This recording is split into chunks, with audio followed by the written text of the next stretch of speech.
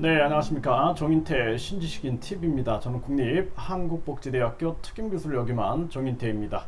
네, 상속세 폐지 남의 일 아니다. 네, 이 주제로 말씀을 드리겠습니다. 이 상속세가 뭐 삼성 건으로 인해서 많은 국민들이 관심을 가졌는데 사실상 집 한 채 물려받아 세금도 집 한 채 이런 기사가 나왔어요. 40대 직장인 A씨는 상속세로 2억 5천만 원을 내야 한다는 얘기를 듣고 깜짝 놀랐다라는 거죠. 아버님이 남긴 아파트에 대한 상속세가.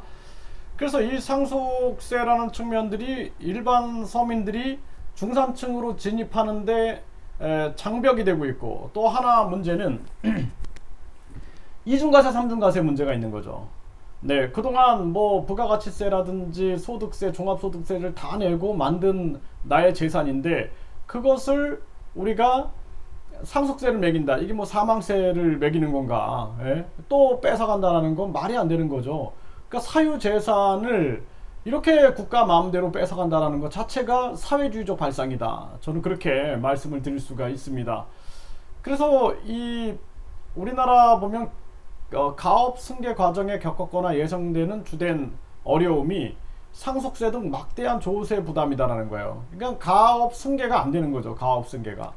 그래서 일본 같은 경우에는 100년 장수기업이 이게 이제 3만 개 정도 된다라는 거예요. 3만 개. 그런데 소상공인까지 합치면 10만 개가 된다라는 거예요. 그래서 여기 보면 창업 100년 이상 기업이 3만여 개, 그리고 1000년이 넘은 기업도 20여 개가 된다라는 거예요. 1000년이 넘은 기업이 20여 개. 그러니까 이게 얼마나 이 100년 이상 기업이 2만여 곳이다. 이런 기사 2만 3만이 되는 거죠. 장수 기업은 경쟁 혁신해진 거. 그러니까 우리나라는 이 기업가 정신을 이게 상속세 이제 개선해야 한다. 이런 목소리들이 나오는 거죠. 네. 그래서 우리나라 사람들은 이 기업가 정신을 굉장히 반감을 갖는 경우가 있어요. 이게 그러니까 민주노총이라는 그런 단체가 결국에는 기업이 있기 때문에 자신들도 있다라는 생각들을 해야 되거든요. 또 기업도 근로자가 있기 때문에 기업이 있다라는 생각을 해야 돼요. 그러니까 상생해야 되는데 대립구조로 가는 거예요. 대립구조. 그렇기 때문에 기업가 정신이 무시를 당하고 누가 기업을 하겠습니까? 우리나라에서 이렇게 우리나라에 100년 이상 된 기업이 손가락으로 꼽을 만큼 정도다. 이렇게 얘기를 하는데 이거 정말 기가 막힌 일입니다. 그러니까 나라가 부강해지기 위해서는 창업이 일어나야 되고 그 창업을 통해서 그것이 100년, 뭐 1000년 이어져 나가야 되는 거거든요. 그러니까 지금 무관심보다는 상속세 폐지를 꺼낸 최재형 이런 대통령 그 후보들의 목소리들이 나오는 겁니다. 그래서 이 굉장히 안타까운 측면이 아닐 수가 없다. 네. 그리고 또 보면은 그 허경영이라는 후보가 있어요. 그 후보도 이러한 얘기를 하죠. 상속세를 폐지하자. 그러니까 최재형도 지금 상속세 폐지하자. 또 많은 이런 전문가들이 상속세 이제 개선해야 된다라는 목소리를 내고 있는 것입니다. 지금. 네. 그래서 이게 이런 정황이다. 그리고 상속세가 이 사망세냐, 네, 이렇게 비판도 하고, 지금 이 상속세 보면은요, 모든 나라가 상속세가 있는 것이 아니다. 캐나다, 호주, 뉴질랜드, 홍콩, 싱가포르. 그러니까 캐나다, 호주, 뉴질랜드 보세요. 뭐 캐나다, 호주, 뉴질랜드, 홍콩, 싱가포르는 사망세로 불리는 상속세를 폐지했다.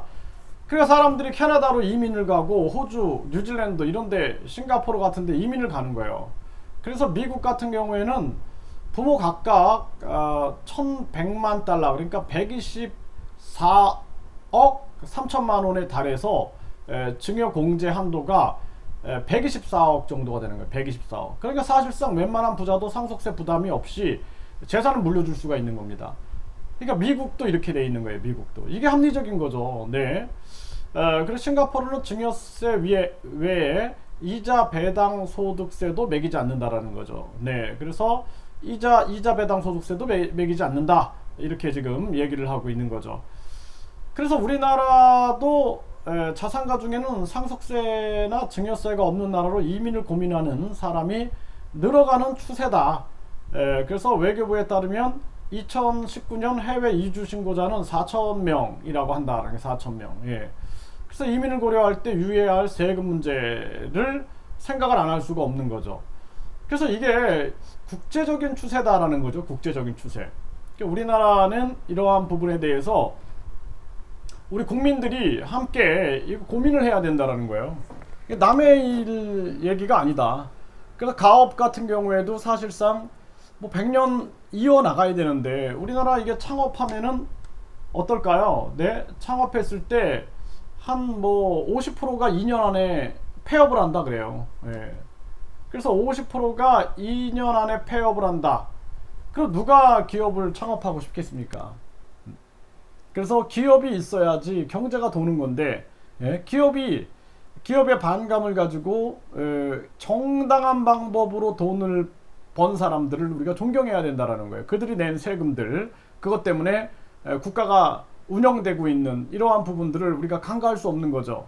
질투할 문제가 아니다라는 거예요. 그리고 또 중요한 측면들은 많은 젊은이들이 창업 전선에 뛰어들어야 되고 100년, 200년, 500년, 1000년 가는 기업에 대한 꿈을 꿔야 된다라는 거예요. 그렇지 않으면 안 된다라는 겁니다. 아, 참 이게 뭐 저도 대학생 때 창업을 해가지고, 예, 대학생 때 창업을 해가지고 한 그 교육기업을 한 20년 이상을 운영해 봤어요. 20년 이상을 운영해 보니까 와, 20년 이상 운영한다라는 것도 쉽지 않은 거구나. 정말 얼마나 많은 시련과 고통, 그리고 정부의 그 어떻게 볼까요? 법적 탄압이라 그럴까요? 네, 그러니까 항상 누가 뭘 개발하면은 이 공무원들이나 정치인들이 짜고 자기들이 그것을 제도화한답시고 뺏어버리는 거예요. 그러니까 대기업이 중소기업 아이템을 뺏어버리듯이 정부도 그런 짓을 많이 합니다. 네, 그러다 보니까 우리나라에서 뭐 새로운 창업을 한다는 게 굉장히 어려워요. 뭐 예를 들어 평생교육원 하나 들어보면은 평생교육원에서 새로운 프로그램을 개발해 가지고 어떤 새로운 교육을 전개했다. 그런데 갑자기 정부가 평생교육원을 운영해 버리는 거예요. 정부가 무료로 운영해 버리는 거예요. 그러면은 어떻게 돼요? 경쟁력에서 떨어져 버리게 되는 거예요. 그리고 그들은 그 명목으로 세금을 갖다 쓰는 거죠. 세금을. 그러면 차라리 제가 얘기하고 싶은 것은 국민에게 그 돈을 돌려주면은, 국민에게 그 돈을 돌려주고 국민들이 알아서 선택해서 교육을 받을 수 있게끔 하면은 그게 이 자본주의 국가 발전 원동력이 되지, 국가가 그걸 만들어 버리면은 그러면 일반 민간 기업들은 다 죽어버립니다. 예, 이런 문제점들이 굉장히 많아요. 그래서 우리 사회가 참 안타깝다. 그리고 어떤 사람들이 뭐 민간 자격 같은 것도 열심히 만들었어요. 그래서 연구해가지고 열심히 만들었는데 어느 날 갑자기 정부가 그걸 만들어 버리는 거예요. 그러면은 어떻게 될까요? 그리고 또 거기에 이권이 개입됩니다. 예? 그래서 정치권에 줄이 닿은 사람들의 이권이 개입되면은 죽어버리는 거예요.